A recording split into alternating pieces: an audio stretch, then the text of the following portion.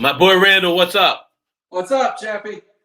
Not much. I'll tell you, it's funny when you do, and I know you got a couple different shows going on Thursday nights as well. When you do multiple shows on Thursday nights, sometimes you eat the pizza when it gets here. Yeah, I'm with you. I just choked down a sandwich on my way here. You know, I had my wife order at 8:15. It didn't get here till 9:50. But I'll tell you right now, here in Indianapolis, if you're going anywhere, you got to go eat at Cugino's. It's a small little place here. It's not fairly well known, but their pizza's always fresh. It's always crisp. It's done right and great. Portions of cheese, and the Abe Froman is my favorite pizza at Cugino's, Randall. Hey, I used to go to Indianapolis to watch the Colts a lot. There's some great restaurants in the Indy area. Yeah. What used to shock me is you can actually get some really, really good barbecue in that area. We got a couple places, but I'll tell you the place that we like the most here in Indy. Well, one of them we like the most is Ale Emporium. I don't know if you've ever eaten there or not, but they make really good. It's different. They call them boneless wings, but they're really chicken fillets. And they make them with a dry rub. They have a regular hot. It's called Herman. They have a Jamaican, which is Jamaican, and they have a Hermanaki, which is teriyaki.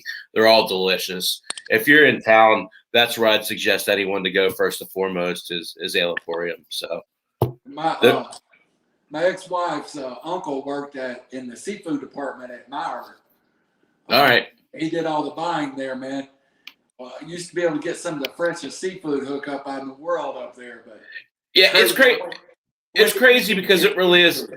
It's kind of like the pipeline to the whole country, right? So anyway, I don't think people came in here to talk food and all that stuff, but it is funny the things we go through on Thursday nights to get this to the point where we can do this. So, it talks a lot about baseball at 8:00. First off, The Other Angle with Chappy and RC, brought to you by iLogic Media, courtesy of Draft for Upside. Very appreciative of all the guys at Draft for Upside. Certainly go watch a bunch of their content, everything from cooking shows to sports shows to DFS shows and everything in between. So make sure you check those guys out. Randall, I know you got something going on. Yeah, a little stock tip happening too. Yeah. iLogic, it's pretty good, man. Yeah. I really enjoy being part of the iLogic family.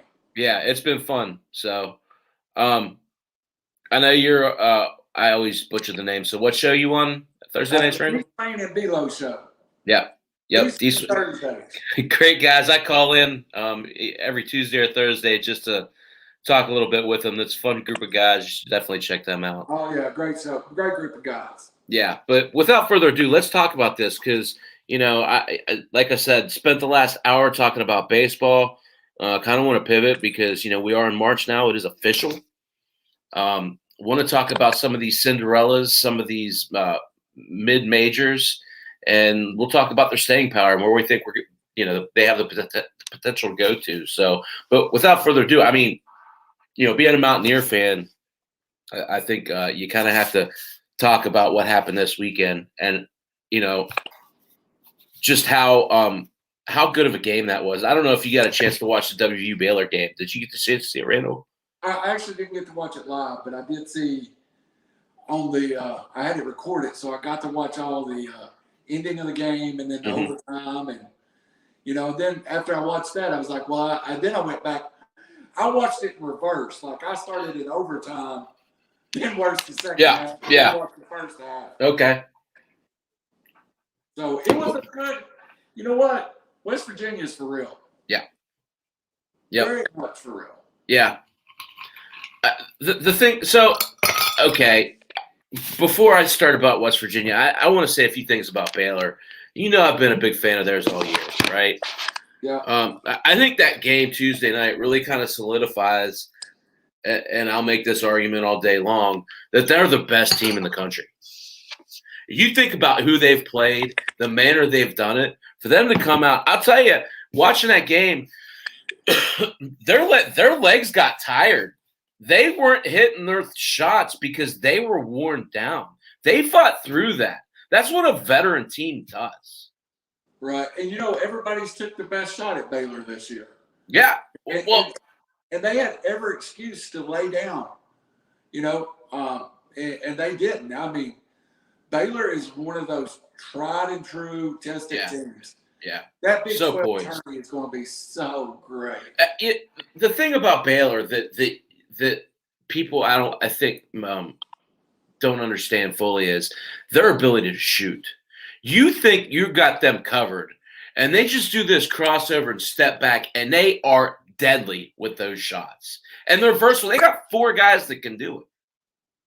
So and then they got 2 big guys down low that really just negated Derek Culver. The turning point in that game was when Gabe Osabuoyen fouled out. They didn't have an answer for Gabe Osabuoyen, Randall. I don't know that many teams do. So, Chappy, what's your expectations for your Mountaineers? That's a little surprise question I've been saving up for you. This is a Final Four team. Anything less than the Elite Eight's a disappointment? Absolutely. This is the best team that Huggins has had at Morgantown. And I say that because from this perspective, he can match you up from a number of different ways. He can match you up if he wants to go big and stay athletic. He can do it with Osabuoyen. He has 2 4s that are 6'9" and can play the guard. He's got probably the best 2 pure 2 guards in the country in Taz Sherman and Sean McNeil. And when those guys get the ball in their hand, you can't foul them. They're both over 85% free throw shooters. And RC, if you look at what they were last year compared to what they are this year, it is night and day. These 2 kids, McNeil's a junior. Sherman could come back with the extra year eligibility. I would imagine he'll do that. But everybody talks about Oscar Tshiebwe and how losing him hurt us. And I know I've gone down the path of we're a better team without him before. I'm not going down that path. The path I want to go down, the player that people don't understand separates us from being the best team in the country is Isaiah Cottrell. Isaiah Cottrell is a 6'11" freshman from, I believe, Huntington Prep, who was our most athletic big guy. Right. Losing him with an Achilles the same week that we lost Gabe Osabuoyen really depleted our depth. But I don't think it matters because I think our guards negate that. And you talk about that, and I think that's my frustration right now being an SEC fan is, Kentucky, I'm going to use 2 teams as an example over here on my side. Kentucky and Tennessee probably have legitimately 3 NBA players on both teams. Tennessee will be lucky to slip in as an 8 seed, who I thought anything less than an Elite 8 appearance when the season started would be disappointed. And Kentucky's not even going to the NIT. Right. So what, to me, West Virginia has done is took pieces that aren't necessarily the 5-star player, and they've got them playing as a team. Yeah. And if you watch West Virginia, for me, it's and I'm a big Huggins guy. I've always been a Huggins guy. The team is well coached, well disciplined, and unselfish. And to me, with the guard play, that's a team that when we get tournament time, that's scary. And when we get to our Cinderella teams, I'm going to talk about teams that play defense and teams that have good guard play. West Virginia defines that. And I'll tell you, this team's a little different than teams that your normal team coming out of Morgantown. Their defense isn't the foundation of that team. It's their guards and their shooting. The defense steps up when it needs to. And that's very different from what you're used to seeing in Morgantown. Right. But I'll tell you, they're for about a 5-minute spurt at the beginning of the second half against Baylor. It's the best defense I've seen them play all year long. That's what you want to see when the calendar clicks over to March. Right. I fully look for them to handle business Saturday against Oklahoma State. Of course, they won tonight at TCU. I look for them to handle their business Saturday, go into that tournament as a 2 seed. I got to tell you, Randall, I want to see them play Oklahoma. Jalen Bridges tonight after the game said something really cool, I thought. Then we'll move off of this. Of course, freshman from Fairmont, 25 minutes down the road from Morgantown, hometown kid. By the way, same high school as Darius and Dante Stills. Nice. 600 kids at this school. They're going to produce 2 NFL players and an NBA player out of the same, a 2-class span. That's impressive, right? That is. And it's a very small city. Yeah. So Jalen Bridges tonight after the game, first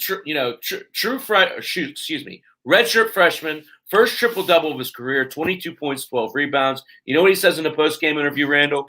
No. Said Huggs said to us after last game, he said, don't let one loss turn into 2 or 3. He said, we're coming down the stretch, and the last thing you can afford to do is go down 19 points to anybody this time of year. That tells me this team's listening, they're poised, and they understand what's at hand. This is a mature team. Yeah, and that's the difference. Tennessee, Kentucky are an immature team. Right. And West Virginia was last year. It's what a year of experience gives you. By no means, when it comes to NBA draft time, are we going to see, any of them. Yeah, but any of them. I was thinking maybe one, but even if there one guy could stay in school and probably not come. No, Culver's not going anywhere. There's no way. But Tennessee has 2 freshmen, 1 pick as a top 10 pick, 1 as a top 20 pick, both guards, and Chappy. They desperately need someone to turn to in that team and find that person. And I found, and this good transition. When I went to looking at a lot of my Cinderella teams we were talking about, right, I kept finding 3rd and 4th year transfers from big programs that now have a major leadership. This UC Santa Barbara team I'm going to talk about has 2 of them. Both 4th year players, both guards. Man, that makes a team dangerous to me when they've got those big time guards, and especially coming out with that chip on their shoulder, a 13 seed's going to have. Yeah. And I feel like that's the other thing. When you have teams who have faced adversity and overcome it, it certainly makes small, trivial things within the game seem a lot smaller. It does. And that's really, when it all comes down to it, what we're talking about when we come into into March and April. So the teams that have been there will be able to overcome. With WVU teams coming from 19 down twice, they've come from double-digit down, I think, 5 times this year. Nothing's going to get them rattled. And I think you're absolutely right. Moving on to these mid-majors, a lot of these teams have a lot of experience to draw off of. And the first team I want to start out with, I watched them the other night, Loyola Chicago. So let's stress this first, right? I guess the exercise we want to play is let's set a parameter. Let's set the bar at Sweet 16. So as we go down this list, that's the bar. Okay. And it's very likely, not that likely, or not at all. It's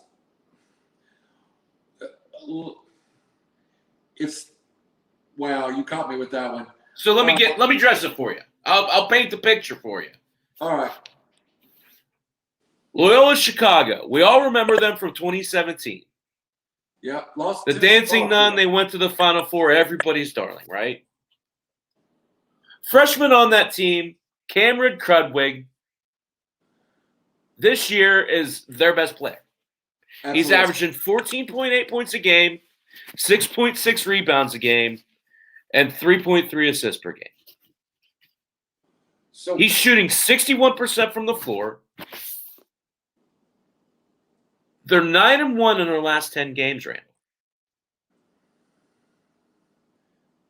what I will say, this to me, and I said it earlier, is the best mid-major out there. Now we'll get to yours in a few minutes. My problem with them getting to the Sweet 16 is I think they're going to be an 8 seed or a 9 seed. Yep. That puts them directly across from a 1 seed Yep. in round 2. And I think that is the hardest draw to come out of Cinderella from. Now, you think about a lot of the teams we've seen make these runs. Yeah. Even them in 2017, I believe, was a 12 seed. So, you win early, you beat a 5 seed, then you're not in that 1 seed bracket. You're in a 3-5 to get to the Sweet 16. They were so good they went, like you said, to the Final Four. I'm going to give them a marginal ability to get to the Sweet 16 just because they've earned a higher seeding. So somewhat likely. Yeah, We're going somewhat. with that. Yeah, so here's why I feel like it's not out of the realm of possibility for me. Loyola is 5th in the country in field goal percentage. They're shooting 60% on the season. 5th best in the country. I'll give you so Lonardi currently has them as a 9 seed. I'll give you that one matchup is a really tough matchup coming out of the second round. You're talking about a situation, though. I'll drop a scenario on you, and I'll pivot to this next team before I answer this question. What happens if Drake wins the Missouri Valley Conference? Yeah, that was the next point I was going to make. I think Drake then moves up to the 8-9 line. Right. And then I think that Loyola is actually better off as a 10 seed or 11 seed. One of those teams, and let's face it, the Missouri Valley is a real deal conference. It's one of those conferences that, while it's not a major conference, it might be one of the 2 or 3 best mid-major conferences. Every year. A long time. Every year. Yeah. I like one of these teams. If you give me both of those teams, I'm going to take it likely one of them gets to the Sweet 16. So exactly where I was headed. I would make the argument that the loser of the MVC, I think so, goes further in the tournament because of seeding. So. Because of seeding. I think so. So we're not answering you, right? So I'll give you some Drake stuff. I know Drake's your team. 24-3, 15-3 in conference, 8-2 in their last 10 games. They got 4 players in double digits, just like their rivals. They're shooting 50% from the field, good for 9th in the country. They haven't been to the tournament since 2008. Yeah. And they did suffer an injury to their best player, probably, in Hemp Hill. Yeah. But what I like about Drake, I believe that Chicago's the better team. But overall, talent-wise, I think Drake has a little more elite talent. Also, Drake, if you've not watched him play, and I tell you where I got to on the Drake bandwagon this year was watching. I like to put $5 on a game here and there. Right. Drake has been the best cover team in the nation. So the nation got caught up to Drake. What Drake scores in the mid 70s, they can defend. They shoot 50%. I think if they're healthier, they're. I like their team better than Chicago, but Drake is a team that do yourself a favor. Watch Drake. Yeah. If you want to see a team that plays that will pass up a shot to get a better shot, a team that defends without smothering you. I really think Drake feels like 2005 basketball a little bit. They'll give up the open look to get another possession at times. What they do well, though, they guard the three well, and they play out front on defense well. Right. I thought Drake was going to go 27-1 at one point this year. I know you were on them early. Yeah, but they have really run into the NBC's a little better than I thought it was. Yeah. So yeah. I think it always is. Yeah, I think Chicago's the better team, but that tournament's going to be a lot of fun. Yeah. And there's I forget who the third team is. I had it in my notes. But there's the third team. Oh, who was it? Hold on, I can get to it. 1 second. Sports Reference, guys, it's a great site. Yeah, they do like you can do any sport you want, whether it's pro football, college basketball, NBA. You can go and look, and there's a bunch of great stuff in there. MVC third is Missouri State. Missouri State, Indiana State, 16-6, 12-6. Missouri State is. Yeah, Missouri State, if they were in another conference, would probably be a tournament team. Yeah. But Missouri State's lost, I think 3 of their 6 losses have been against Drake and Chicago. So, when you get into that tournament, you've got Northern Iowa, Missouri State, you've got Chicago, and then you also got Drake. Those top 4 teams, if that's who's playing come Saturday, that's going to be a great little tournament.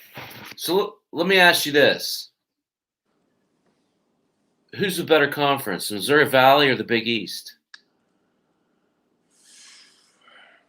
This year? Yeah. I'm going to go with Missouri Valley. I got to disagree with you. I think it's close. I think it's closer than most people. But, I think Villanova lost one of their best players. Am I correct in saying that? Yeah. And, the one team that makes me have heartburn when I say that is we all know Villanova's good. Right. I've always been on Creighton. Man, St. John's is a little better than I thought they were, and so is UConn. UConn's the one I really wanted to talk about, Randall. I don't think St. John's has too much work to do. They do, but there's someone that can beat somebody in the tournament, in their conference tournament. I don't think they get the chance. But I think UConn does. I think UConn. So 12-6, 9-6 in the Big East. They've beaten Xavier, USC, and Providence. Pretty good wins. They're now 9-2 with James Bouknight in the lineup. They're 4-4 without him. Bouknight's a good ball player. He is. I feel like right now Lunardi has him projected as an 8 seed. It's another scenario where you want to get up to that 7 spot, right? Yeah. But taking the seeding out, because UConn, so we all talk about Blue Bloods being down. Everybody forgets about UConn, right? They don't get mentioned in that. Yeah.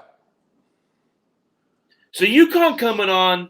So Bouknight had, I think, shoulder surgery, or maybe it was wrist surgery, mid-year. Missed, I think, 4 or 5 games. Do you have to look at them a little bit differently with him in the lineup? You do. I have not seen him play with him in the lineup. I saw UConn twice. Yeah. And it's a good point you make about Blue Blood, because it's not that long ago UConn was elite in college basketball. You've got to feel like, and I know it's kind of cliche-ish, but, Alabama, I think when they throw on those football jerseys, I think just putting the jersey and the helmet on gives them a 7-point advantage. just because it's Alabama. You know, Right. these elite blue bloods in basketball really are having the opposite effect. But UConn's a proudful program. I think, and I was going to talk about UConn in the form that UConn's not a team a one might want to see. I really Right. firmly Yeah. believe Totally agree. that's a bad, and it would depend on the one, but that's a bad matchup for a couple of people. And I'll tell you why.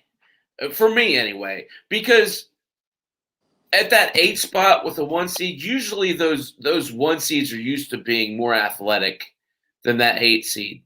That's not the case with the UConn basketball team. They still have those 4 and 5 star recruits. Absolutely not. They're elite talent. They've recruited well. UConn's got just as good an athlete as any school. Right. Any of the 1 seeds. Right. Yeah, and maybe when we talk about Drake, no, they don't have 1 seed athletes, but they play a different kind of basketball. But UConn is actually somebody that can get out and run with anybody in the country. And we talk about.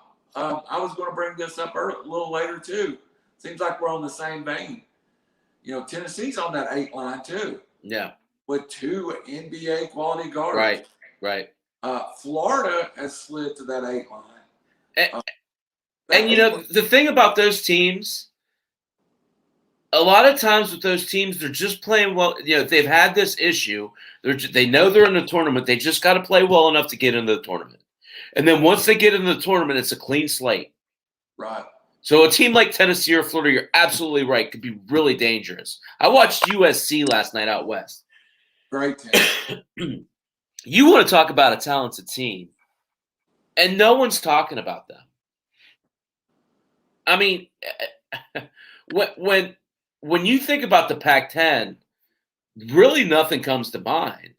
If you had, because it's not been the most exciting conference. There's not a whole lot of like one-line type teams. But the USC team to me, and the Colorado team to me, seem to have the most staying power out west. I was wondering what your thoughts are on that. I saw Colorado earlier in the year, and and this is when the Vols were playing well. Colorado was a good basketball team. Mm-hmm.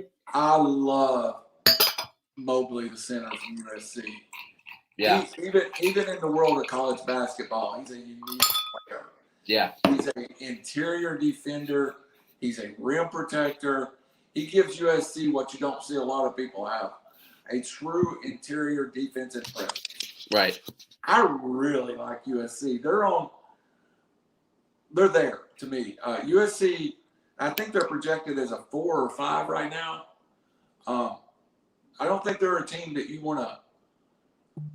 really don't want to open up with. I mean, I would hate to be someone looking and being that 5 seed, having to, go up against them. Yeah, that's a tough matchup. Well, and that's what this is all about, right? That's what makes it so great, because a lot of times, I'll tell you, you brought Florida up. I've seen Florida. Florida beat WVU and looked darn good doing it, right? So when you see that matchup pull up and you see Florida on the other side of that, you better stand up at attention to that, because that team's no joke. Yeah, and we talk about my favorite matchups in that opening day is probably I love the 8-9s. They're always great basketball games. The 5-12s are historically. Yeah. Yep. That's where you get the higher seed, lower mid majors playing a team that it seems like 5, 6 are often teams that had more to play for, that stumbled into the tournament. And you give me a motivated 12 seed against a 5 seed who may just lost in the semifinals of their conference tournament, or we forget those kids that sitting on that 12 line are excited to be there. Beyond. Yeah. Yep, and they want to prove that they've been underrated, right? That's the other part. The 7-10 matchup's always fun too. That always generates some upsets as well. And you'll get 1, 2, 15 game that's probably decent. 3, 14, you might get a couple of games, but when you get up to the 13 and the 12 seed, those teams can play, man. Well, and it all depends on how. So that's a great, So we start. I want to talk about a couple more teams, and then I want to move over to baseball, if that's all right with you. Yeah. Let's talk about. So first off, I just got to talk about Belmont. What do you think about Belmont? 24-3, the Ohio Valley Conference. They've now lost 2 in a row. They were 24-1. But you're talking about a team that could shoot the ball. Yeah.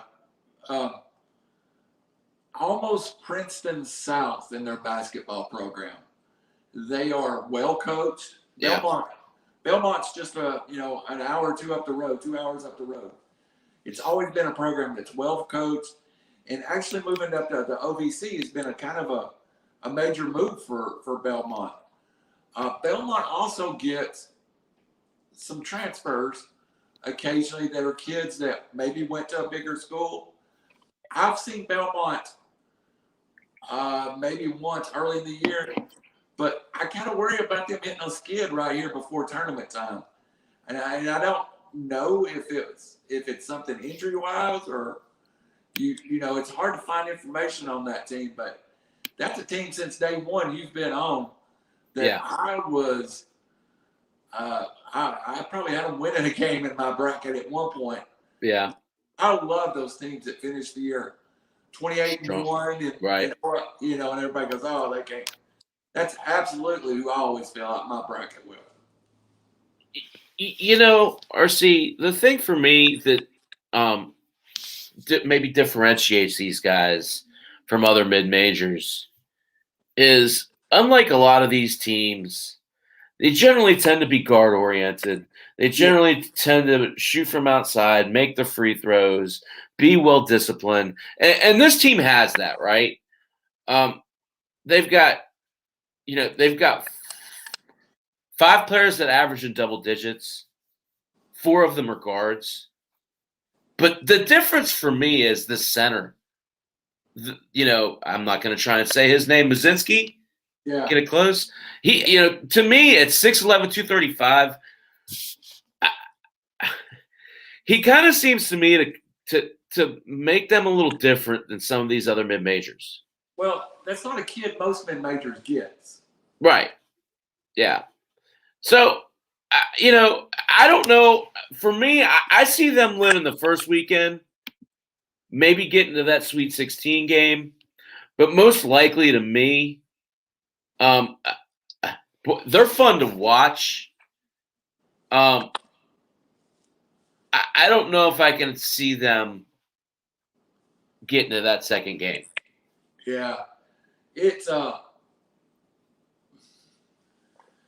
thing you worry about Belmont is them running into a super uber athletic team. Right.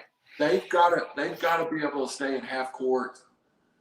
Someone that can really push the pace, press the basketball, can really play havoc. The worst thing that, if you tell me Belmont draws Virginia, I'm like, oh gosh, I couldn't get any worse of a matchup, because Virginia can just pressure the ball, push the ball. Belmont. Well, they're playing the same game, right? Do what? They're playing the same game. Yeah. With much better talent. Belmont actually needs a team that's going to give them the ball, somebody that they can let get sloppy. Yeah. Someone who wants to. I mean, actually, Belmont, Alabama sounds like an interesting matchup to me. Yeah. Because, Alabama's going to press it all night. Right. Going to press the rim. And if Belmont gets hot, who can say? What's the team you're thinking about, Randall? Who have we missed? I've got a couple I want to throw out there. One of them is UC Santa Barbara. They're probably going to be a lower 13, 14 seed. But let me grab my notes here because I don't butcher these names, because I've done butchered enough of them tonight. They have 2 transfers. One from, let me get this name right. Was I so excited I put him on the top line? Jaquari McLaughlin, who's a guard transfer, former Oregon State player. He's the Big West Player of the Year. And then they have the second guard, who is an Oregon transfer. Also, Miles Norris. He is well, he's not the guard. He's the center. Oregon transfer, 6'10". The X factor, though, is Norris to me. Even though McLaughlin's going to be Player of the Year, I somehow stumbled on UC Santa Barbara one night. You know, when it's late at night, you've been up too long, and you flip on, and you see UC Santa Barbara versus, somebody, okay, I'll watch this. When they tipped the ball and they brought it down the court the first time, I watched the guards, and I was like, oh, wow. And I was just, this has got to be a little different. Then the other team, maybe it was a 15-14 game, and Norris blocked a shot completely out of frame. And I was like, wow. So they have really 2 elite athletes you wouldn't expect to be at UC Santa Barbara. Right. And they play in a pretty good conference. Unfortunately, they play in the same conference as, a couple of teams that's probably not that great, so it gets overlooked. But when UC Santa Barbara passed my eye test, though, Chappy, yeah, it really was. I felt like, and you see it sometimes. There was a Winthrop team a couple of years ago that you watched them and you just went, these kids, how did they end up at Winthrop? Right. I kind of felt that way watching UC Santa Barbara, that there was at least 2 or 3 kids that I was like, how are these, how, So Santa Barbara is one of the schools. And the other one that I was going to talk about was, again, I think it's very similar to Belmont and Winthrop, that it's a team that probably plays a way that they need to find the right matchup. But I'm going to step out on the limb when we're talking about it. If there's a team that I think can get to the Sweet 16 from the bottom of that bracket, I think it's Santa Barbara. I really think this team can make some noise. Well, I'm gonna have to watch them. I haven't checked them out yet. Oh, they're and sometimes it's just having insomnia that'll help you check out West Coast. I will throw one more team out west that we all talk about. It's not a mid-major, but I've watched them a couple of times. They're a tourney team, but I think BYU is kind of in that same boat that Drake and Chicago is. That they're BYU's a very good basketball team. That if you don't come to play, you will not. You need to strap on your shoes that night to come play BYU. They're very workmanlike about their attitude. So I think we're going to get, and maybe we've talked about the Big 12 all year. We've talked about the SEC. Sure. I think we're missing some teams out west. I really think the media in general misses a little bit on the West Coast basketball team. So all sports, really, right? I mean, yeah. You tell me USC, Colorado, and one of these mid-majors are in the Sweet 16. I'm not shocked. Well, I'll tell you, it's fun, and we'll continue this conversation as we go down through it, right? Because there's so many of them. We didn't even get a chance to talk about, some of these schools, that are in big conferences that, maybe aren't your first thoughts when you think about, when you think of the Big 12, maybe you don't think about Oklahoma State first off, No, or Texas Tech, or Right. But when you're coming down to filling out your bracket, there's real reason to have draw on that team. So maybe next weekend we'll kind of think about that and take it from that perspective. Sound like a good deal? sounds like a good one. Hey, can I give you one more team that I really am interested in seeing play? Yes. I saw them earlier in the year because we played them. But to me, a team that really has a chance, and I think you might have seen them too because they beat Alabama. Western Kentucky. Western Kentucky, they're again a lot like I was talking about earlier, a little bit different in that they have a big guy, and he's a 5-star recruit. As a matter of fact, he's the number 6 overall player in the 2018 class. He was supposed to be Charles Bassey's his name. 6'11" redshirt freshman, averaging 18 points and 11 rebounds a game.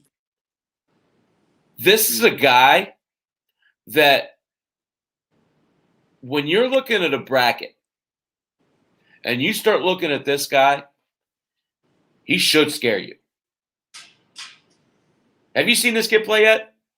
Yeah, he is a little bit of a anomaly in this area that Western's not that far. When Right. The whole world was like, what's going on? But there's a tie there with his high school coach. Usually is. And they sold him on the ideal that he could go to Western Kentucky and build his own legacy. Yeah. That he could go someplace and be special and impactful to the legacy of the basketball program. And the head coach there is a name in Rick Stansbury that a lot of people in the SEC is familiar with from his time at Mississippi State. And to me, it was a good basketball coach that might not have been at the best place. He's really, really put a lot of effort in getting Western Kentucky pointed in the right direction. Western is a place that is capable. So a lot of places have like Tennessee and Vanderbilt, 2 SEC schools, or Alabama and Auburn. In the state of Kentucky, you have Kentucky and Louisville, Right. which is absolutely basketball royalty. Yep. Western is that school that may get just a little bit of rub off of being in the state with Kentucky and Louisville that makes the basketball feel a little more special because it is Kentucky and it is Western. Yeah. And I've always said, Chappy, Western Kentucky is the one school that is the Middle Tennessee State, which is a huge school here in Tennessee, with 40,000 kids, biggest school in the state. Western's a little different. It's just one of those schools that feels special. I visited Western Kentucky. It was really a nice place.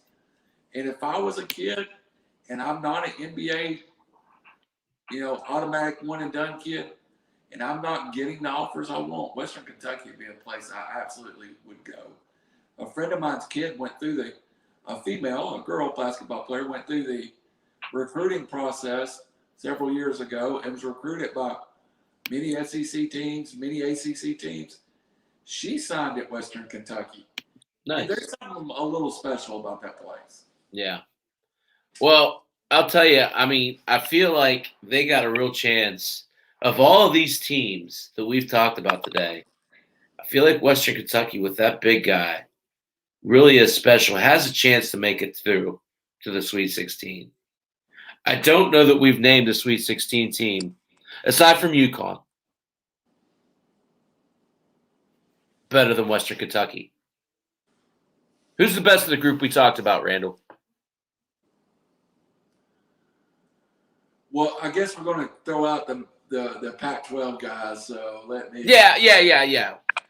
I would think UConn.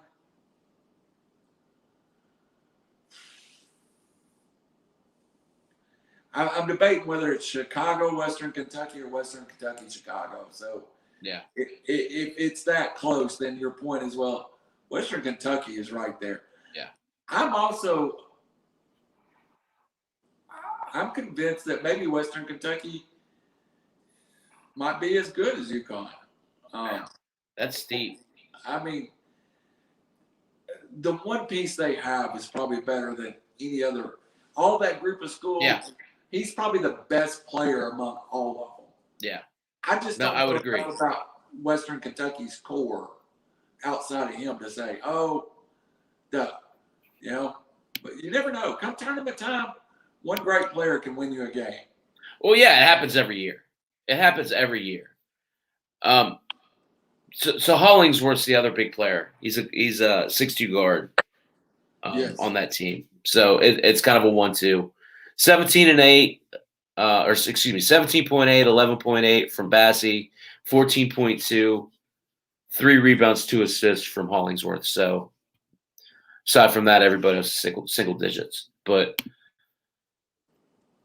all right, I think we're at a good stopping point. I think it's time to pivot. You got a draft coming up, Randall? You know, Chappy, I've already said it once on the other. We have a draft coming up this weekend, auction style draft, which So, Chappy, and it's our friend Lou's draft, and I'm re-entering the world of fantasy baseball, and Lou's a great guy, and I thought, well, this is a guy I want to be in his home league. Yeah. And when I signed up for it, you warned me. Auction baseball is a little different, and I spent about 3 days trying to get a draft list together. What? So, what's your take on it? So much that you kind of have to start breaking it down in layers. The first thing that I always love, auction drafts take much longer, but I think it's worth it in the end because you can't get in a snake draft. You can't go out and get, if you want Juan Soto and Robert Acuna, you can't do that in a snake draft. Theoretically, you can do that in an auction draft. No, I wouldn't suggest it. but literally, the auction draft is great because it lets you build the exact team you want to build.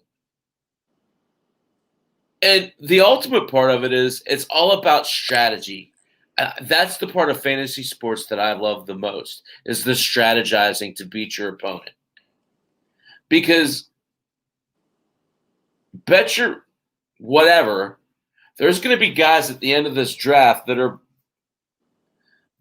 have to have dollar players starting for them because they've spent too much money on the front end. That's what you want to avoid at all costs. So we could talk about some strategy. I did a good bit on middle infield tonight. For me, this is all about value, right? So it's about identifying who the values are within the tiers. What are some guys that you think are valuable at the middle infield position, particularly, Randall? Well, and I've got my notes here. I'm cheating. I'm pulling up my draft list from this weekend because I have a couple of guys. I'm just going to go ahead and spill the beans so that we can we get my list up. Well, you can't talk about it and not keep your list up against your chest. You got to talk about it. It's funny. I've said this all along.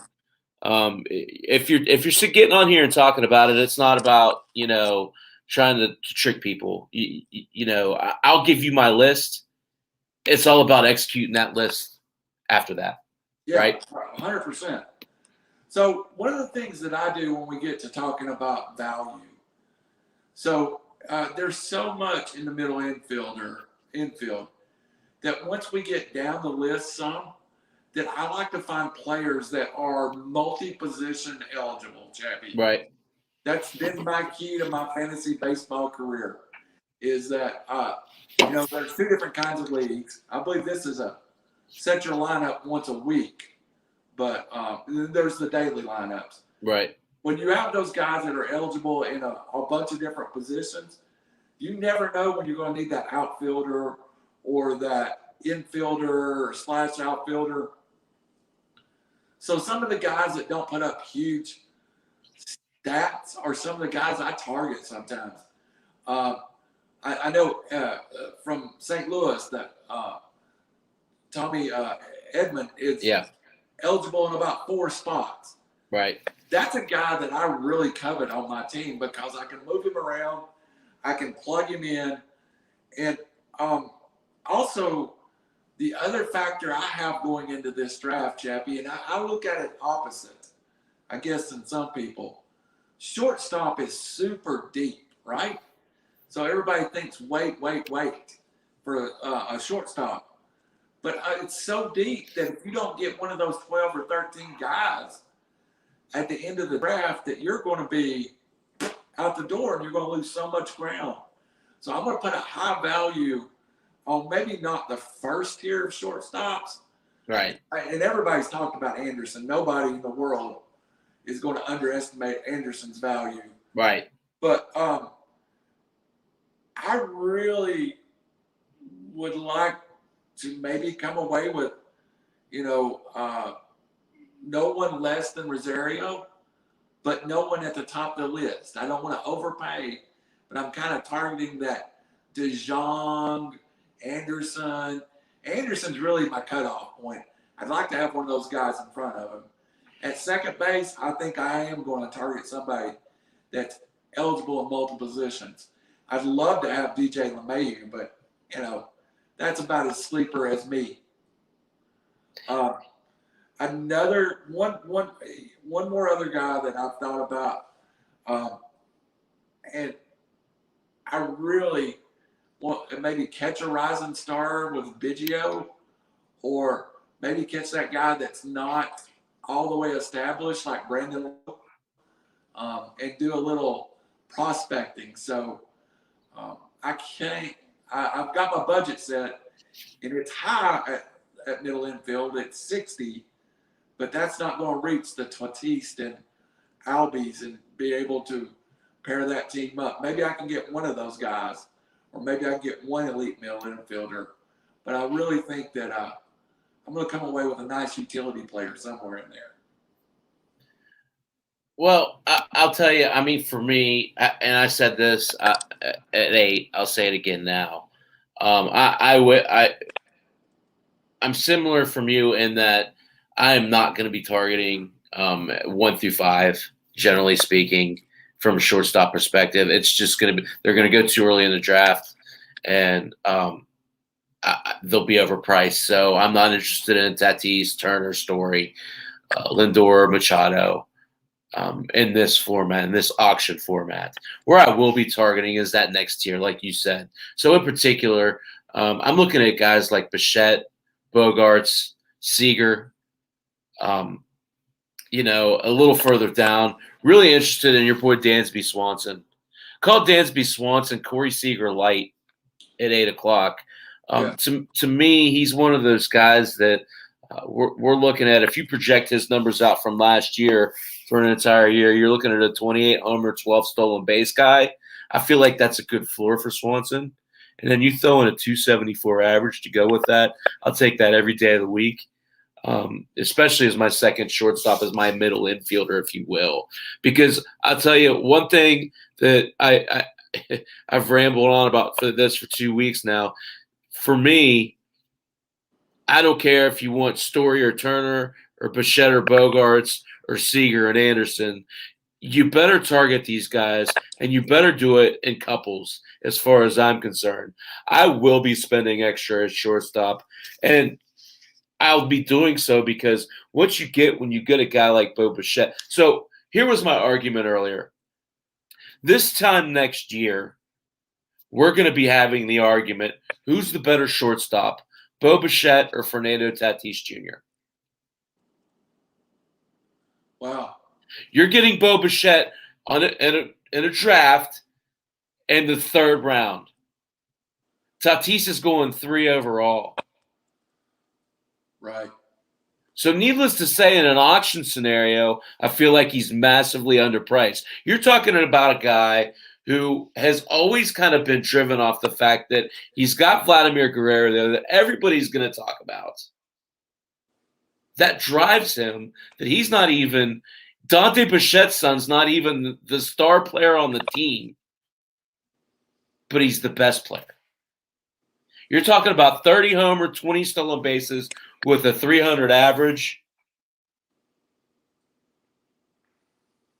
Tell me that's not a first-round pick, Randall. That's a first-round pick. Does a little bit of this, Chappy, depends on when people – I know it's a little different that everyone brings people up. Yes. If somebody throws Bichette in early, does that drive his price up even more? So I haven't shared this with you yet. We've talked a lot about an auction this last week or so. There are about 3 or 4 players. I pick them out every year. I tell you, stay under $5 over, right? There are 3 or 4 players that I will make that exception for. This happens to be one of them. Fair enough. You got to pick your battles, brother. That's what auction's all about. I told you earlier you want to stay ahead of the wave, right? So everybody's going to peck down. They're going to get cheap. You want to have the leverage. So if the guy comes up that you really want. So in an ideal world, Randall, you let everybody go out there and peck off your Tatises and your Turners and your Freemans and your, all those guys. And then you wait till about the 3rd round when everybody's spent their high-priced players. Then you throw out your Bichette. And you might still pay premium price for them. You're not going to get into that battle where you're spending $50 or $60 on them, though, because everyone else has spent their big bucks on someone else. That's the strategy. Fair enough. So do you identify players that will cause a bidding war that you're not specifically interested in? That's trying to make sure those get offered up early. That's all I ever offer. Okay. That is all I ever I offer up players I have no interest in bidding on, but I know others will. Now, that being said, I'm on air here tonight. I always reserve the right to pivot. Yeah. It's all about strategy. It's like playing chess, I mean, he who's able to be flexible wins. And that's what this game's all about. A couple guys, over at the second base side, I was talking a good bit earlier about how I think it's deeper than a lot of people are giving it credit for. A couple guys that really, to me, make a whole lot of sense where they're being drafted. First off, Jose Altuve in the 9th round is a bargain. Is absolutely criminal. If I could get Jose Altuve for under $30, I'm happy. He's a career .311 hitter with an OPS of, I don't want to butcher this, so let me go find it. With an OPS, I think it's like, give me 1 second. Career .311 with an OBP, at 361. OBP is simply batting average, batting average and walks over at bats. So hits and walks over at bats. That's all it is. It's a simple formula. So getting on base. How deep do you think second is? Is it 9 guys, 10 guys? Looking down through here, there are a lot of intriguing names past 100. Nick Solak is very intriguing to me. It's a power speed combination. You have to see it a little bit, but he's again position flexible. I feel like he showed a little bit, and when he's been up, I like him at 184. I love Nick Madrigal at 213. That might be a steal. You're talking about a player that in our draft will go for more than probably his floor price is. I don't have the totals in front of me. I don't really treat it like that. I told you my strategy earlier. I treat it from a fraction perspective, more like what I've spent and where I am in regards to the rest of the group. So I don't care if I've spent $1 or $100. I want to be ahead of where everybody else is. Um, I feel like there are some clear potholes in this second layer. A guy like Jonathan VR, who in years past has been intriguing, I want nothing to do with. He's a part-time player. He's in New York now. He will not play every day, and they're going to have to force him in. He might have to play some outfield. So to me, he becomes pretty much a pinch at bat. I'm not really interested in Andre Jimenez at 199. Not interested in Fletcher. Not interested in Lux. I am interested in Ryan McMahon, though. He's one of those guys in Colorado that's going to be asked to step it up. And, of course, I like Wong and Bertie. Both of those guys add a little bit of speed later on and don't kill you in the other categories. So, to me, you're looking at 15 to 20 deep with guys I can – Jonathan Scope's another one. He's free. So it just depends on what you're looking for and how you make up for it in other positions. Can you explain to me why labor for is just plummeting? I mean, is this a career that was a bright light that now is a dim, or that situation? I mean, even in my rankings, I have up right now. There's still he fell another 10th spots today. So yeah, I mean, I talked about him earlier too on my show. I feel like people forget just how great he was as a 22-year-old. Right. People also forget how hard it is to play in pinstripes. And, you look at it, same thing with Gary Sanchez. He struggled, right? He struggled with the way the fans are with him. He struggled with the enormous expectations. I feel like there's an adjustment period there. You saw it with A-Rod. He struggled the first, bit of time there in New York until he started to get used to the people. I feel like he gets better. The thing for me about Gleiber is you just don't see that kind of talent. He needs to be at second base. Let me start out by saying that. They need to move him back over to second base, and I know that limits LeMahieu. That's fine. I'm fine with that. Heck, I'm fine with putting LeMahieu over at third if you have to, right?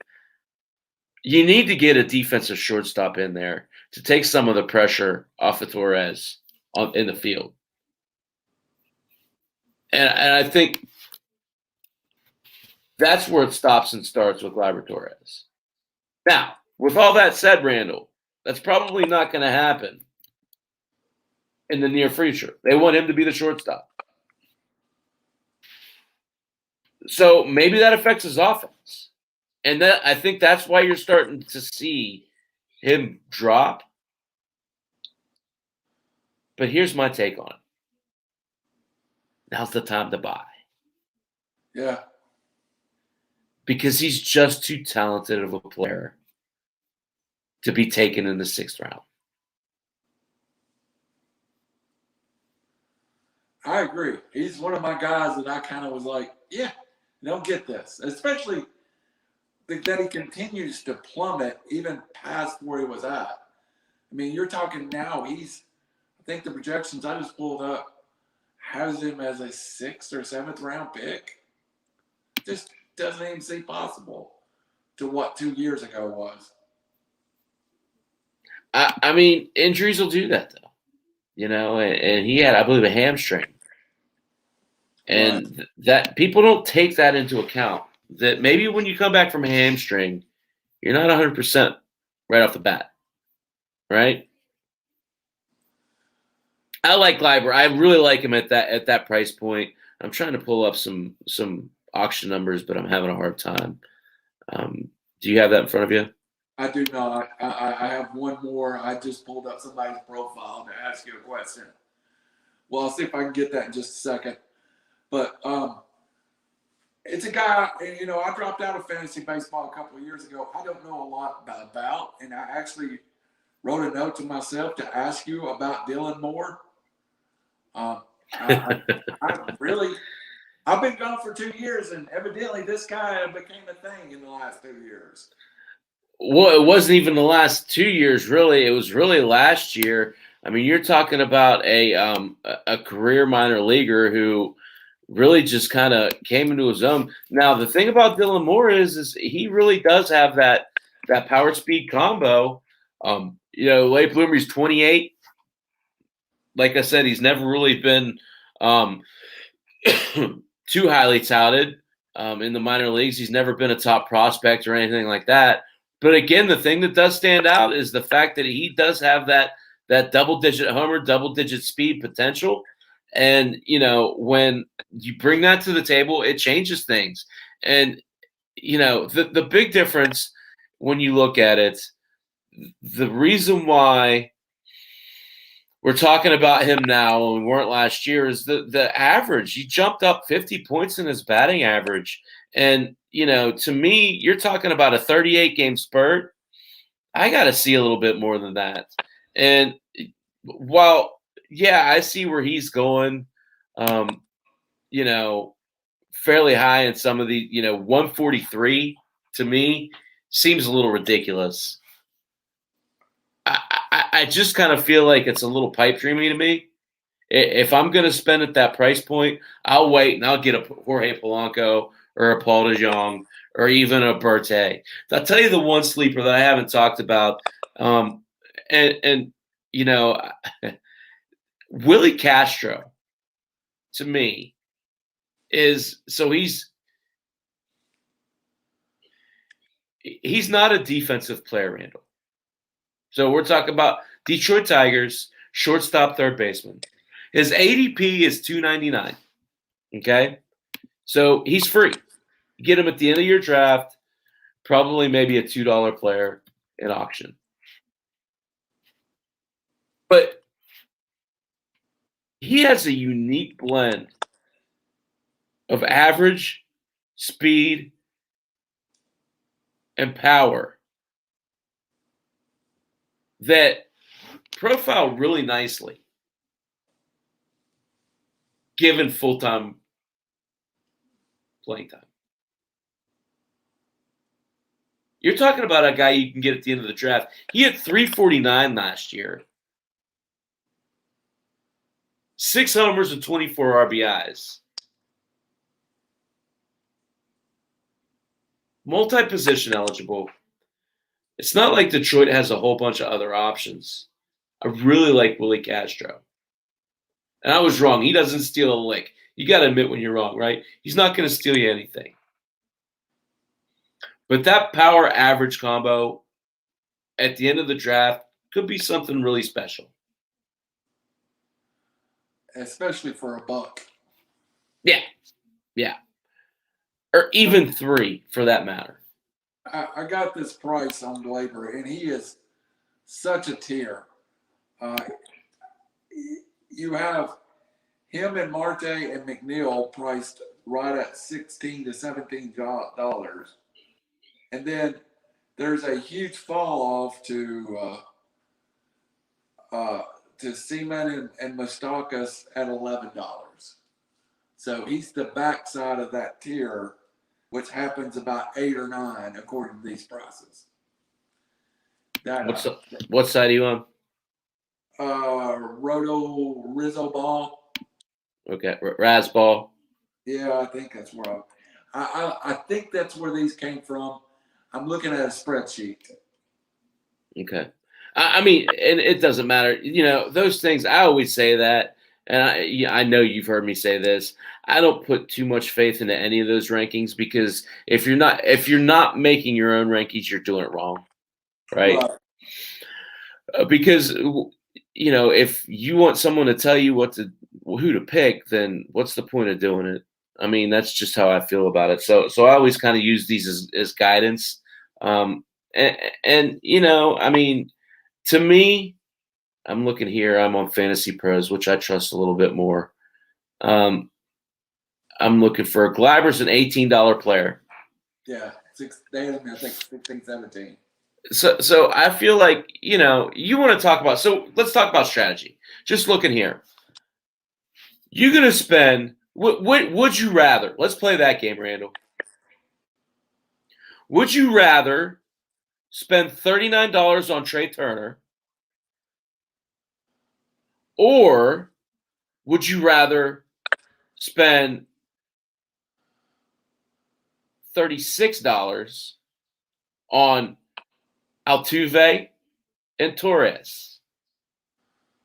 $36 on Altuve and Torres. Seems to make a lot of sense, right?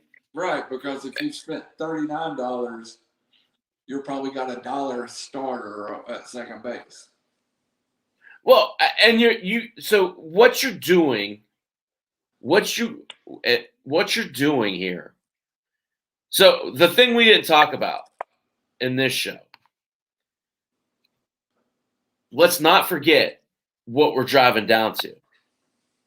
We're trying to maximize batting average, runs, stolen bases, RBIs, and home runs.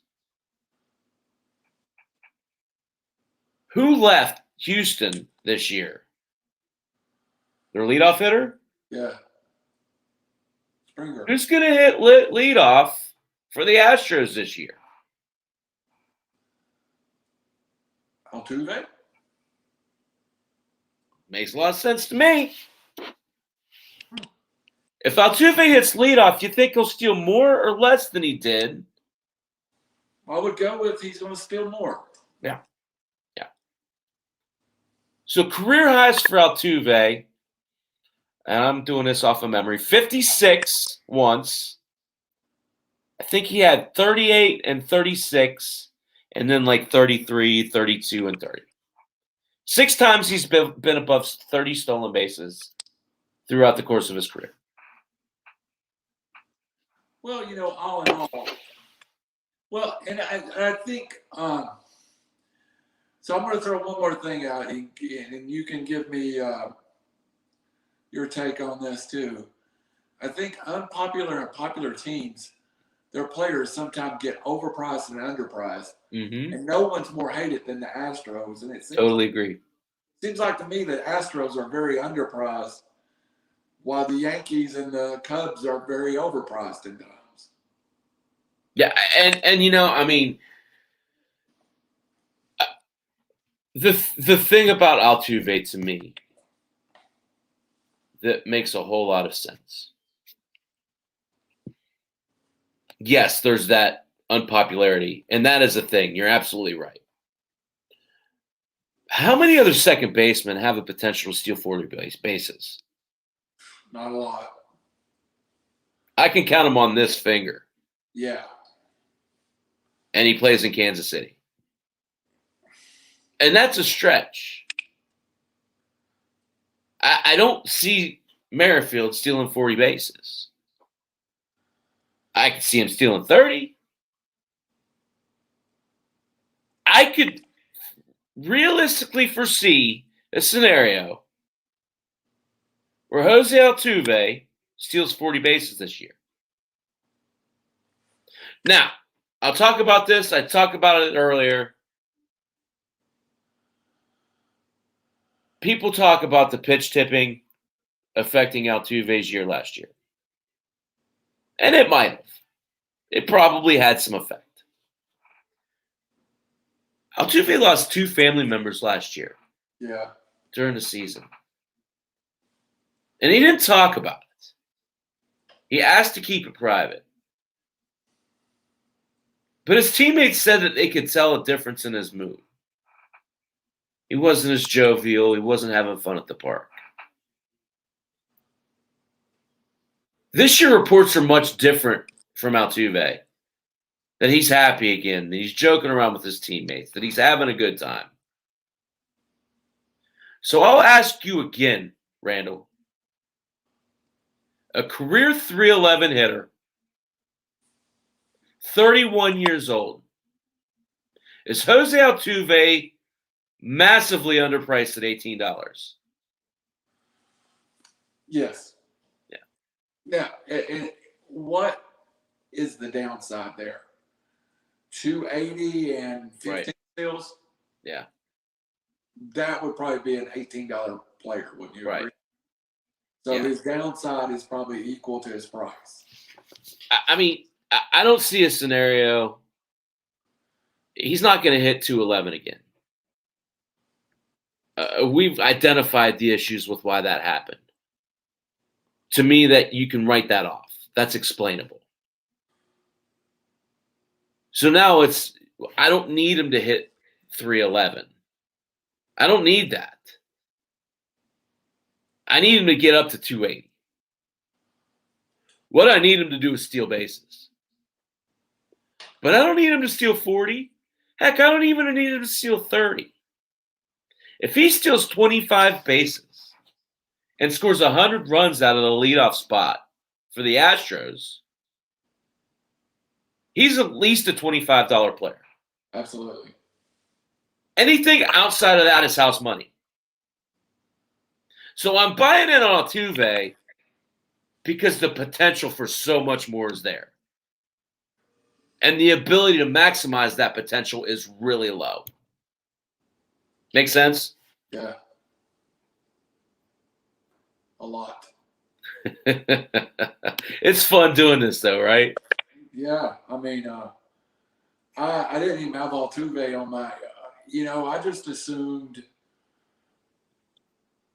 if you listen to the media, sometimes you will get in a direction that doesn't tell a complete picture. Yeah. So I'll tell you, I know we're kind of winding down here. Another guy I'm really interested in, and this is a later round guy, so I gotta find him because I know he's way down there. The guy I'm looking, Jorge Polanco. To me, so position change this year, right? Moving over from shortstop to second base. They added Andrelton Simmons. Polanco's a $4 player, Randall. $4. People forget Jorge Polanco's a pretty good hitter. He didn't have the best year last year. 258, 4 homers, 4 stolen bases. But he's a career 278 hitter. And you're talking about a guy who, at $4, just 2 years ago, gave you 22 homers. Just 2 years ago, hit 295. 107 runs, Randall. You take that for $4? Oh, absolutely. Absolutely. And, that Minnesota team has some intrigue anyway. So there's a lot of bats in that lineup. It's a good park to hit at. Yeah, and according to where he's going to hit in the lineup, I have to admit that, another name that kind of catches my interest a little bit. We've already talked about Wong in Milwaukee, but what happens in St. Louis now? I mean, is this clearly DeJong and somebody, or It's DeJong and Edmond. That's the combo. Edmonds everyday second baseman. DeJong's everyday third. Their infield's pretty set, Randall. I mean, and I'll tell you, I love DeJong. At $5, you're talking about a player who's going to hit second in that lineup, should score a ton of runs. And let's be honest, I think we talked about I talked about this with somebody. I think it was you. The profile of a second baseman's changed in modern day fantasy baseball. It used to be a stolen base guy. It's very much not that now. Your second baseman now better hit some homers. And, DeJong kind of fits that. I know he's playing shortstop. He kind of fits that power hitting profile, though. He has 40 power homer in his bat easily. And he can hit you 260, 270. That's worth quite a bit of value in my book. I feel like he's one of those guys that's really year in and year out underrated. So, last one I'll ask you about, I promise, Chappy. Mustakas at $13 with a 30 home run projection. Is that because the average is going to be 240, 250? I mean, the thing about Mustakas, I feel like they're really penalizing him pretty badly for a bad year last year. And I don't think that's necessarily fair. I mean, let's look at the positives here, right? Let's look at what he does have going for him. He's still in Cincinnati. He's still hitting in, the best hitters ballpark east of the Mississippi. Probably the second best hitters park in the majors. He's surrounded by the likes of Nick Senzel, of Joey Votto, of Eugenio Suarez, Jesse Winker. That's Nick Castellanos. That's a really good offense. So there's a lot of pressure taken off of him. And the thing about Mustakas is we know this dude, right? We know what he's about. Mark it down for, 250 and 30 and move on to the next.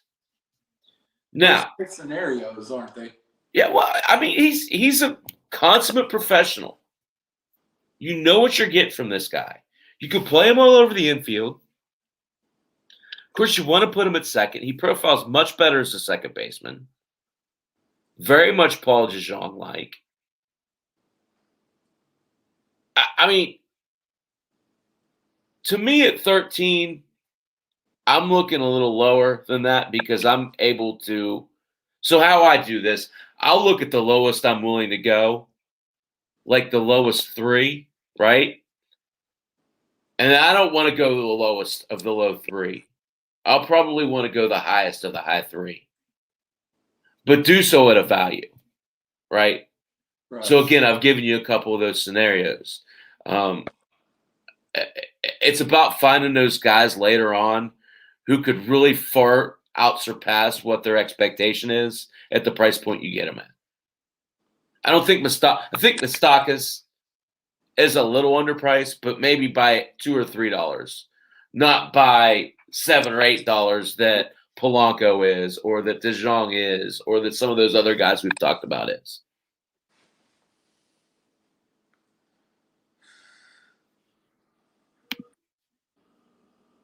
What else you got? I know you got questions. Well, let me throw. I said it was the last one. It's okay. Let me throw a scenario out of some of the veteran players like Gregarious and Segura. Last year, I felt like they suffered in the shortened season. Are they any of the 30-plus million infielders that catch your attention? That's a really good question because that's not really where I live, right? I know. That's actually the opposite of where I'm trying. I don't really shoot for the guys that are on the downsides of their career. That's just not the way I play fantasy ball. I gotta say though, looking down through here, um, and determining some of these lower guys, the older guys in particular, um, a couple guys that are way down here that kind of jump out to me.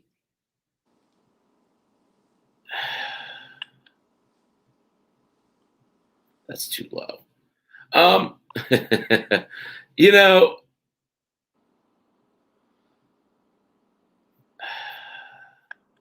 give me a second. You threw me a curveball. Congratulations. That's hard. um, okay, here's one. I like Elvis Andrus in Oakland. Interesting. I do. I mean, here's a guy. He's a career 280-ish hitter. He is going to a team that is going to score a lot of runs. He's going to hit at that top of that lineup. He had a terrible year last year, but if you look at what he's done, 31, 25, 24, 25, 27, 42, 21, 37, 32, 33. 1 year he's not gotten over 20 stolen bases in a 12-year career. That's excluding last year's short year, obviously. A career 274 batter. Going to play in Oakland. I'm fairly confident he's a dollar player. I'm looking it up now. Are you willing to take a dollar player position? Absolutely. Absolutely. I mean, you're going to have to, because what inevitably happens is at the end of the draft. Now, to start, probably not. It's going to be really hard for me to put him as. But the first guy off the bench, I'd absolutely put an Elvis Andrus as the first guy off the bench. I'm struggling finding him. You got him? Is he a dollar player? Dollar's what I got. Yeah, I'm struggling to find. Anyway, yeah, I'm absolutely putting him in there as a guy with that stolen base prowess at that position for that price point, and he's a 274 career hitter. Randall, yes, he's someone I'm targeting. Wow, we're gonna have a fun Sunday, Chappy. I got to get all my chores done on Saturday, brother. Well, let me tell you what I think my first strat. I think I'm going to lock the keyboard of the computer for the first 25 players to keep me from going stupid. Yeah. So there'll be one or two in there. I brought up one. We won't bring them up again. That I think everybody knows that listen tonight. But there'll be one or two guys that I have in my pocket that I'll be willing to spend on. I've got maybe one in the outfield. I have a rule, and you can check me on my rule. I'm not buying any Braves because I'll overspend. So unless the Braves are at a real discount, I'm setting the Braves aside. I have an outfielder that I'm really, really coveted, and I have possibly a pitcher I super covet that may go off early, but hey, that I'll give you a little hint about that pitcher. He may be over in beer territory. That's all I'm gonna say. Well, I'll tell you, it's funny, especially I think it's when you're thinking about things holistically, this will be our last point. When you're thinking about holistically when you're approaching an auction draft, the most important point to keep driving home to is, do I have my categories fulfilled? Yeah. Because if you're not reflecting on who you have, you might miss something really important that you can address at a decent price. So easy. Yeah. To miss out on stolen bases or runs or Everybody loves home run, RBI, and average. Right. Yep. I tend to go after the stolen bases early and often. But the thing about that is, too, though, is they're often overpriced because everybody else has the same thought process. Right. So you got to be careful. So you got to spend people up first and then come in with the cheap 5-star players. Well, if y'all want to give me Acuna for $12, I'll take it. I am pretty sure that's not going to happen, buddy. I'm pretty sure that's not going to happen too.